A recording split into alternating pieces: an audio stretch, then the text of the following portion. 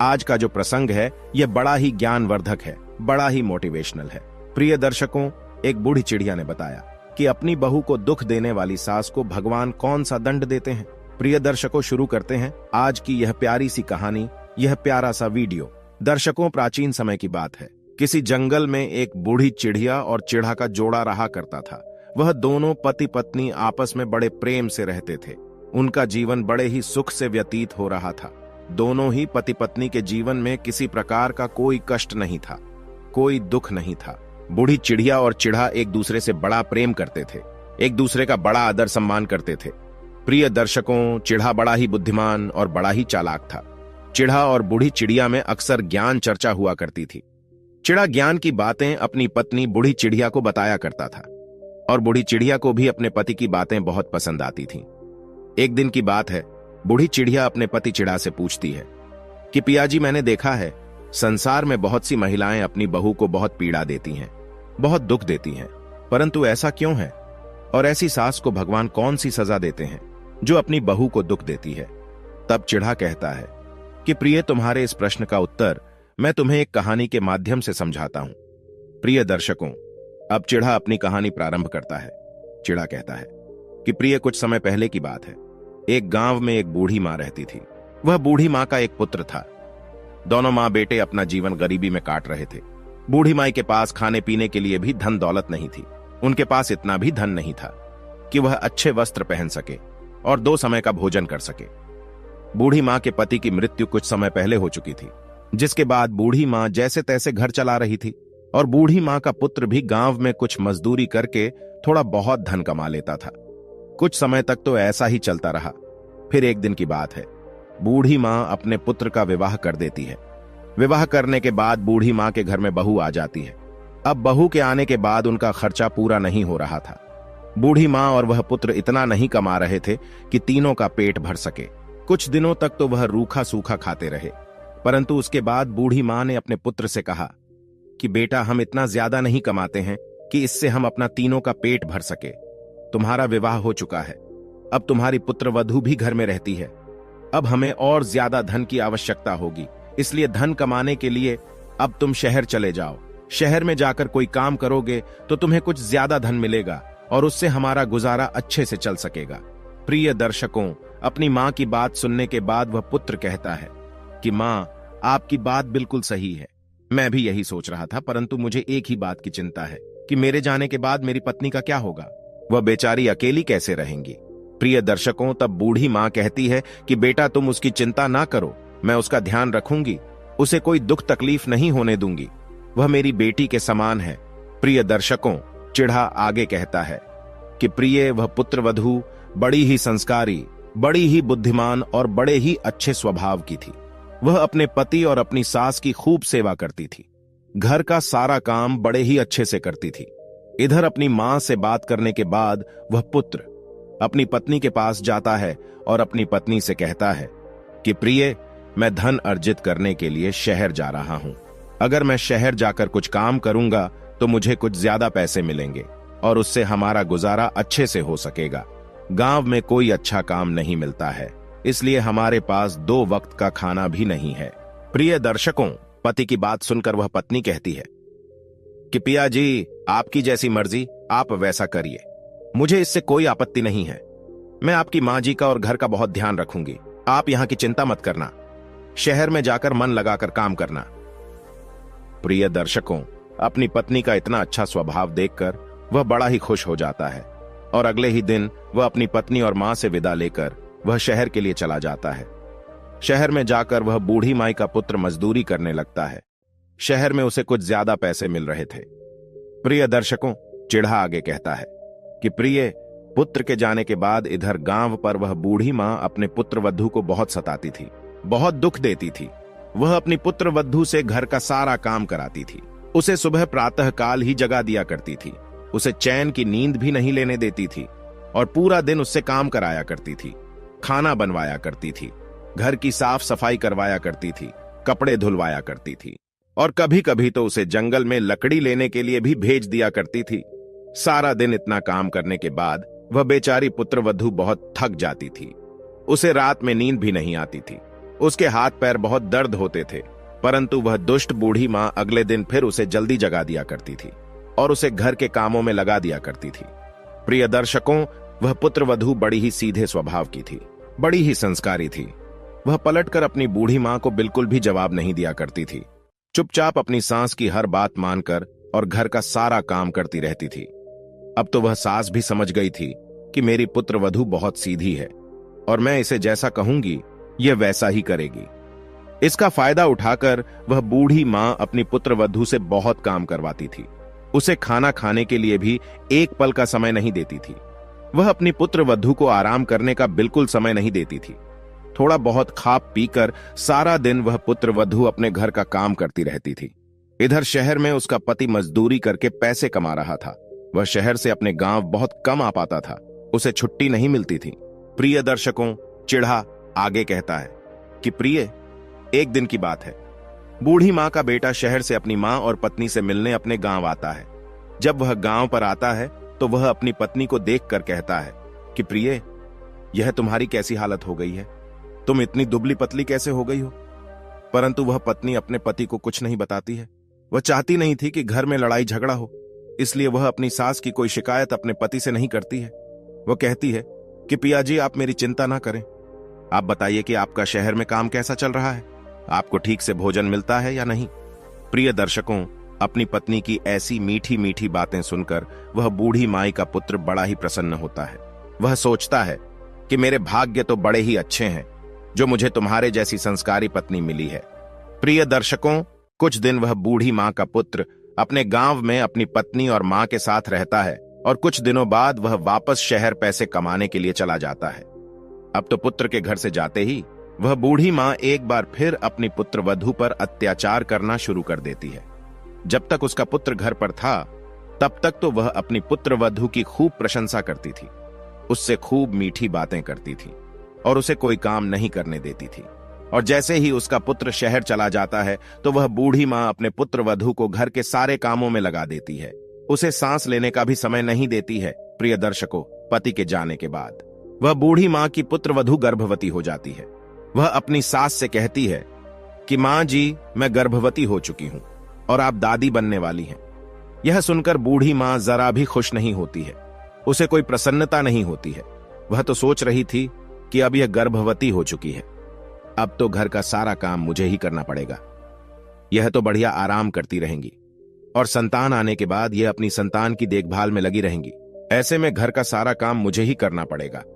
प्रिय दर्शकों, ऐसी बातें सोच सोचकर वह बूढ़ी मां बड़ी ही चिंतित हो रही थी, परंतु फिर वह सोचती है कि चाहे जो हो जाए मैं कोई काम नहीं करूंगी। अब तो वह बूढ़ी मां अपनी पुत्रवधू से गर्भवती हालत में ही घर का सारा काम कराया करती थी। वह बेचारी गर्भवती होने के बाद भी घर का सारा काम करके और उसके बाद खाना खाया करती थी। भूख से उसकी हालत बड़ी ही खराब हो चुकी थी। जब तक वह घर का सारा काम नहीं करती थी, बूढ़ी मां अपने पुत्रवधू को खाना भी नहीं दिया करती थी। भूखे पेट काम कर करके वह बेचारी गर्भवती स्त्री बहुत थक चुकी थी। प्रिय दर्शकों, अब तो धीरे धीरे 9 महीने बीत जाते हैं और बूढ़ी मां की गर्भवती पुत्रवधू का प्रसव काल निकट आ जाता है। वह अपनी सास से कहती है कि मां जी, लगता है मेरा प्रसव काल निकट आ चुका है, मुझे पेट में बड़ा ही दर्द हो रहा है, आप दाई मां को बुला दीजिए। प्रिय दर्शकों, अपनी पुत्रवधू की ऐसी बातें सुनकर वह बूढ़ी मां कहती है कि अरे बेटा, तुम चिंता ना करो, दाई मां की कोई जरूरत नहीं है। तुम पास के जंगल में जाकर और किसी छायादार वृक्ष के नीचे बैठ जाना, कुछ देर में तुम्हारी संतान का जन्म हो जाएगा। प्रिय दर्शकों, बूढ़ी मां आगे कहती है कि बेटा, मेरी एक बात याद रखना, अगर तुम्हारी कोख से पुत्र ने जन्म लिया तो तुम उसे लेकर घर चली आना, परंतु अगर पुत्री ने जन्म लिया तो तुम उसे जंगल में ही छोड़ देना, जंगली जानवर आकर उसे ले जाएंगे। प्रिय दर्शकों, वह बेचारी सीधी साधी पुत्रवधू अपनी सास से कुछ नहीं कहती है और चुपचाप जंगल की तरफ चली जाती है। वह पीढ़ा में चलती चलती जंगल पहुंच जाती है और जंगल में जाकर एक छायादार वृक्ष के नीचे बैठ जाती है और वहां जैसे तैसे अपनी संतान को जन्म देती है। प्रिय दर्शकों, बूढ़ी मां की पुत्रवधू ने एक पुत्री को जन्म दिया था। अब तो अपनी पुत्री को देखकर वह बहुत घबरा जाती है। वह सोचती है कि सासू मां ने तो मुझे पुत्री को लेकर घर आने से मना किया है। प्रिय दर्शकों, अब वह अपनी पुत्री को जंगल में ही छोड़ने का निश्चय करती है।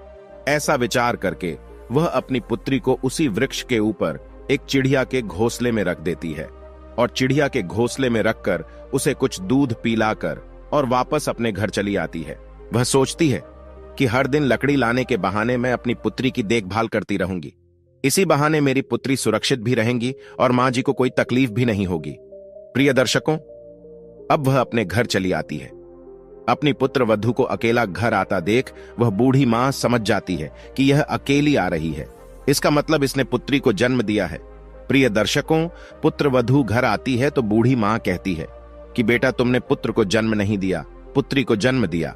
तब वह पुत्र वधू कहती है कि हाँ मां जी, मैंने पुत्री को जन्म दिया है और आपके कहे अनुसार मैंने उसे जंगल में ही छोड़ दिया। प्रिय दर्शकों, अब तो बूढ़ी मां चिल्लाने लगती है और अपने पुत्र वधू से कहने लगती है कि अरे तू तो डायन है, तूने अपनी ही बेटी का मांस खाया है, तूने अपनी बेटी को मार के खा गई है। तेरे जैसी मां तो संसार में किसी की ना हो, जिसने अपनी ही पुत्री का वध करके और उसको खा लिया। प्रिय दर्शकों, इस प्रकार वह बूढ़ी मां चिल्लाने लगती है और अपनी पुत्र वधू को कोसने लगती है। वह बेचारी पुत्र वधू कुछ नहीं कहती है और चुपचाप बूढ़ी मां की बातों को सुनती रहती है। कुछ देर ऐसे ही चिल्लाने के बाद बूढ़ी मां कहती है कि चलो घर के काम में लग जाओ, घर का सारा काम सुबह से ऐसा ही पड़ा हुआ है। प्रिय दर्शकों, अब तो वह बेचारी पुत्री को जन्म देने के बाद तुरंत घर के काम में लग जाती है और घर की साफ सफाई करके भोजन पकाती है। प्रिय दर्शकों, उसे अपनी पुत्री की चिंता भी हो रही थी कि बेचारी मेरी पुत्री जंगल में न जाने कैसी होगी। अब तो अगले दिन वह लकड़ी लेने के लिए जंगल में जाती है और उसी बहाने अपनी पुत्री को दूध पिलाकर और उसे देख आती है। इसी प्रकार कई दिनों तक ऐसा ही चलता रहा। वह पुत्र वधू हर दिन जंगल में जाती और अपनी पुत्री को दूध पिलाकर और उसकी देखभाल करती। इधर बूढ़ी मां को भी यह नहीं पता था कि उसकी पुत्र वधू ने उसकी बेटी को जंगल में जीवित रखा है और उसकी देखभाल करने जाती है। प्रिय दर्शकों, ऐसे ही अब समय निकलता जाता है और 1 वर्ष हो जाता है। 1 वर्ष के बाद बूढ़ी मां का बेटा एक बार फिर अपनी पत्नी और अपनी मां से मिलने के लिए अपने गांव आता है। अब तो पुत्र के घर पर आने के बाद वह बूढ़ी मां अपना स्वभाव बदल लेती है और अपनी पुत्र वधू से मीठी मीठी बातें करने लगती है। पुत्र वधू की सेवा करने लगती है और घर का सारा काम करने लगती है। प्रिय दर्शकों, बूढ़ी मां अपने पुत्र से कहती है कि बेटा तुम्हारी पत्नी तो डायन है, इसने तुम्हारी पुत्री को मार के खा गई है, तुम्हारी पुत्री को जंगल में ले जाकर और मार के खा गई। प्रिय दर्शकों, अपनी मां की ऐसी बातें सुनकर वह पुत्र कुछ नहीं कहता है। उसे पता था कि मेरी मां का स्वभाव ऐसा ही है। वह समझ रहा था कि यह मां जरूर कोई चाल चल रही है, क्योंकि मेरी पत्नी ऐसा नहीं कर सकती। इस विषय में वह अपनी पत्नी से भी कोई बात नहीं करता है और उसकी पत्नी भी अपने पति को कुछ नहीं बताती है। इस प्रकार हंसी खुशी कुछ दिन रहने के बाद बूढ़ी मां का पुत्र एक बार फिर शहर के लिए लौट जाता है और अपने पुत्र को जाता हुआ देखकर वह बूढ़ी मां अपना स्वभाव बदल देती है। अब तो वह अपनी पुत्र वधू से एक बार फिर सारा काम कराने लगती है और उस पर अत्याचार करने लगती है। प्रिय दर्शकों, अब एक बार फिर वह बूढ़ी मां की पुत्र वधू गर्भवती हो जाती है और वह अपनी सास को बताती है कि मां जी, आप एक बार फिर दादी बनने वाली हैं, मैं गर्भवती हूं। अपने पुत्र वधू की ऐसी बातें सुनकर वह बूढ़ी मां एक बार फिर चिंतित हो जाती है। सोचती है कि अब अगर इसने पुत्र को जन्म दे दिया तो यह उसकी देख रेख में लग जाएगी और घर का सारा काम मुझे करना पड़ेगा। इसी बात से क्रोध में आकर वह बूढ़ी मां अपनी पुत्र वधू से अब और भी ज्यादा काम कराने लगती है। उसे जंगल में लकड़ी लेने भेजती, लोगों के यहां खेतों में काम करवाती और घर का भी सारा काम कराती। इस प्रकार काम करते करते वह पुत्र वधू बड़ी ही कमजोर हो जाती है और धीरे धीरे उसके 9 महीने पूरे हो जाते हैं। प्रिय दर्शकों, अब उसका प्रसव काल निकट आ चुका था। वह अपनी सास को कहती है कि मां जी, लगता है कि अब मेरा प्रसव काल नजदीक आ चुका है, आप दाई मां को बुला लीजिए। तब वह बूढ़ी मां कहती है कि दाई मां की कोई जरूरत नहीं है, तुम जंगल में जाकर और अपनी संतान को जन्म दे दो। तब वह सीधी साधी पुत्र वधू एक बार फिर जंगल में चली जाती है और उसी वृक्ष के नीचे बैठकर अपनी संतान को जन्म देती है। प्रिय दर्शकों, एक बार फिर वह एक पुत्री को जन्म देती है। यह देखकर वह बड़ी दुखी होती है, परंतु वह क्या कर सकती थी, यह तो प्रकृति के हाथ में होता है। अब तो वह अपनी दूसरी पुत्री को भी उसी घोंसले में रखकर और घर चली आती है। प्रिय दर्शकों, पुत्र वधू को घर आता हुआ देख बूढ़ी मां कहती है कि अरे वाह, एक बार फिर अपनी पुत्री को मारकर खा गई, ना जाने कैसी डायन से पाला पड़ा है। प्रिय दर्शकों, ऐसी बातें सुनकर वह बेचारी पुत्र वधू बड़ी दुखी होती है। एक तो उसकी पुत्री जंगल में पड़ी हुई थी, दूसरा उसकी सास उसे घर में ताने मार रही थी, उसे डायन पुकार रही थी, परंतु वह क्या कर सकती थी। एक बार फिर वह घर के कामों में लग जाती है।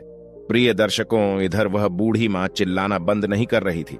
बहुत देर तक वह चिल्लाती रहती है कि हमारे घर में तो डायन आ गई है, हमारी दोनों बेटियों को मार के खा गई, अब ना जाने हमें खाकर चैन लेगी। प्रिय दर्शकों, अब समय बीतता है। इधर जंगल में उसकी दोनों बेटियां कुछ बड़ी हो जाती हैं, परंतु वह उन्हें लेकर घर नहीं आती है। वह जंगल में ही उनका पालन पोषण करती है और उन्हें खाना देकर घर चली जाती थी। इसी प्रकार कुछ समय निकल जाता है और फिर बूढ़ी मां का पुत्र अपने घर गांव पर आता है। पुत्र के घर आने के बाद बूढ़ी मां एक बार फिर चिल्लाना शुरू कर देती है और कहती है कि बेटा, तेरी पत्नी ने तो तेरी बेटियों को मार के खा गई है, एक दिन यहां हम दोनों को भी मार देगी। प्रिय दर्शकों, परंतु वह पुत्र जानता था कि उसकी मां कोई चाल चल रही है। वह अपनी मां की आदत को जानता था, इसलिए वह कुछ नहीं कहता है और अपनी पत्नी से भी कुछ नहीं कहता है। कुछ दिन रुककर और हंसी खुशी अपनी पत्नी के साथ समय बिताकर वह एक बार फिर शहर चला जाता है। और इधर वह बूढ़ी मां बेचारी पुत्र वधू को एक बार फिर परेशान करने लगती है, उस पर अत्याचार करने लगती है। अब तो पुत्र वधू एक बार फिर गर्भवती हो चुकी थी। इस बार भी बूढ़ी मां इसी प्रकार गर्भवती हालत में अपनी पुत्र वधू से घर का सारा काम कराती है और संतान को जन्म देने के लिए वह उसे जंगल में भेज देती है। प्रिय दर्शकों, दुर्भाग्य से इस बार भी उसकी कोख से बेटी ही जन्म लेती है। यह देखकर तो वह पुत्र वधू बहुत रोती है। उसके आंसू नहीं रुक रहे थे। वह सोच रही थी कि अब एक और पुत्री को मुझे जंगल में ही रखना पड़ेगा। अब वह अपनी पुत्री को घोंसले में रखकर और वापस घर चली आती है। प्रिय दर्शकों, इस बार तो अपनी पुत्र वधू को अकेला आता हुआ देखकर वह बूढ़ी मां क्रोध से लाल हो जाती है और पूरे गांव में ऐसा ऐलान करने लगती है कि मेरी पुत्र वधू डायन है और वह अपनी पुत्री को मार के खा जाती है। 3 पुत्री को मारकर खा गई, ऐसी डायन मेरी पुत्र वधू है। प्रिय दर्शकों, पूरे गांव में वह बूढ़ी मां चिल्लाती हुई घूमती है, सबके घर जाकर बताती है कि मेरी पुत्र वधू ने अपनी पुत्री को मारकर खा गई है। प्रिय दर्शकों, गांव के सभी लोगों को यह बात पता चल जाती है तो बात पूरे गांव में फैल जाती है। गांव के सभी लोग इस विषय पर बात करने लगते हैं और बूढ़ी मां की पुत्र वधू के बारे में ना जाने क्या क्या बातें करते हैं। अपनी पुत्र वधू को पूरे गांव में बदनाम करने के बाद भी वह बूढ़ी मां शांत नहीं बैठती है। वह चिल्लाती हुई गांव के सरपंच के पास पहुंच जाती है और सरपंच को जाकर बताती है कि सरपंच जी, हमारी पुत्र वधू एक डायन है और उसने अपनी संतान को मार के खा गई है। प्रिय दर्शकों, अपनी सास की ऐसी हरकतों को देखकर वह पुत्र वधू बहुत दुखी थी। वह बहुत रोती है। पूरा दिन वह रोते रोते गुजार देती थी, परंतु वह सास से कहती कुछ नहीं थी। अपनी सास को पलटकर कोई जवाब नहीं देती थी। प्रिय दर्शकों, अब तो बात फैलती हुई बूढ़ी मां के पुत्र तक पहुंच जाती है। शहर में बैठा बूढ़ी माई का पुत्र यह सुनकर बड़ा ही चिंतित हो जाता है कि मेरी मां ने मेरी पत्नी को पूरे गांव में बदनाम कर दिया है। प्रिय दर्शकों, इधर सरपंच पूरी बात जानकर और पुत्रवधू को बुलवाते हैं। सरपंच बूढ़ी माई की पुत्रवधू से पूछते हैं कि बताओ बेटा, क्या तुम्हारी सास सच कह रही है? तब वह बेचारी बूढ़ी मां की पुत्रवधू कुछ नहीं कहती है और चुपचाप खड़ी रहती है। उसकी चुप्पी देखकर सरपंच यह निर्णय लेता है कि इसे मृत्यु दंड दिया जाएगा। और प्रिय दर्शकों, सरपंच ऐसा ऐलान करता है कि कल सुबह गांव के बीच में बूढ़ी मां की पुत्रवधू को फांसी पर लटका दिया जाएगा। इधर बूढ़ी मां का पुत्र अपनी पत्नी से मिलने के लिए शहर से निकलता है। प्रिय दर्शकों, अगला दिन हो चुका था और अगले दिन सरपंच के आदेश अनुसार बूढ़ी मां की पुत्रवधू को गांव के बीच में ले जाया जाता है, जहां उसे फांसी की सजा होने वाली थी। बूढ़ी मां की पुत्रवधू को फांसी पर लटकाने ही वाले थे कि इतने में बूढ़ी मां का पुत्र दौड़ा दौड़ा गांव पहुंच जाता है। वह घर जाकर देखता है तो घर पर कोई नहीं था। तब वह गांव के बीच में आता है और वह कहता है कि रुक जाइए, मेरी पत्नी को कोई फांसी की सजा नहीं देगा। प्रिय दर्शकों, अब तो वह अपनी पत्नी के पास जाता है और उसे गले लगा लेता है।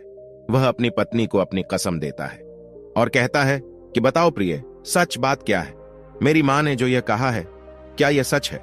प्रिय दर्शकों, अब तो वह बेचारी बूढ़ी मां की पुत्रवधू सारी बात सच सच अपने पति को बता देती है और अपने पति को सारी बात बताने के बाद वह बेचारी वहीं गिरकर रोने लगती है।